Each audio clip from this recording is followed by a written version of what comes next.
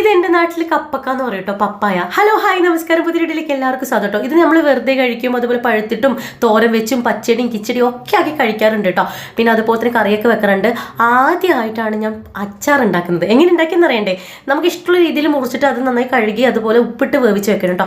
അതിനുശേഷം വേണ്ടത് നമ്മുടെ മുളക്, മഞ്ഞപ്പൊടി, ഉലുവപ്പൊടി, പിന്നെ അതുപോലെ തന്നെ നമ്മുടെ കടുക്, പുളിവെള്ളം, പിന്നെ ഇഞ്ചി, പച്ചമുളക്, നമ്മുടെ കറിവേപ്പില, ബെല്ലം, കായം. ഞാൻ പൊടിയല്ല കായം എടുക്കുന്നത്. പിന്നെ പച്ചമുളക്, പിന്നെ വറ്റൽമുളക് പിന്നെ വേവിച്ച് വെച്ചതും. പിന്നെ നമ്മുടെ ചീനച്ചട്ടി വയ്ക്കുക, വെളിച്ചെണ്ണ ഒഴിക്കുക, കടുക് പൊട്ടിക്കുക, പിന്നെ നമ്മുടെ വറ്റൽമുളകും പിന്നെ അതുപോലെ തന്നെ നമ്മുടെ കറിവേപ്പിലേക്ക് ഇട്ട് ഇഞ്ചി വെളുത്തുള്ളിലേക്ക് ഇട്ട് നന്നായി മൂത്തതിന് ശേഷം 1 സ്പൂൺ മഞ്ഞൾപ്പൊടി, 2 സ്പൂൺ മുളക് പൊടി നിങ്ങൾ ഇഷ്ടത്തിന് ഇടാം കേട്ടോ. പിന്നെ നമ്മുടെ ബെല്ലും പിന്നെ അതുപോലെ നമ്മുടെ കായും ഒക്കെ ഇട്ട് നന്നായിട്ട് പുളിവെള്ളമൊക്കെ ഒഴിച്ചിട്ട് അന്ന് വേവിക്കുക. അതിന് ശേഷം ഉപ്പ് ഇട്ട് പിന്നെ അത് ഏകദേശം ആയെന്ന് കാണുമ്പോൾ നമ്മുടെ ഉലുവപ്പൊടിയും കൂടി ഇട്ടതിന് ശേഷം നമ്മൾ വേവിച്ചതും കൂടി ഇടുക കേട്ടോ. ഉലുവപ്പൊടി ലാസ്റ്റ് ഇട്ടത്. പിന്നെ അതിനുശേഷം നമ്മൾ ഇറക്കാനാകുമ്പോൾ കുറച്ച് കറിവേപ്പിലയും കൂടി ഇട്ടിട്ട് നല്ല ടേസ്റ്റ് ആണ്, നല്ല മധുരമൊക്കെ ആയിട്ട് സൂപ്പറാണ്. ട്രൈ ചെയ്ത് നോക്കണേ.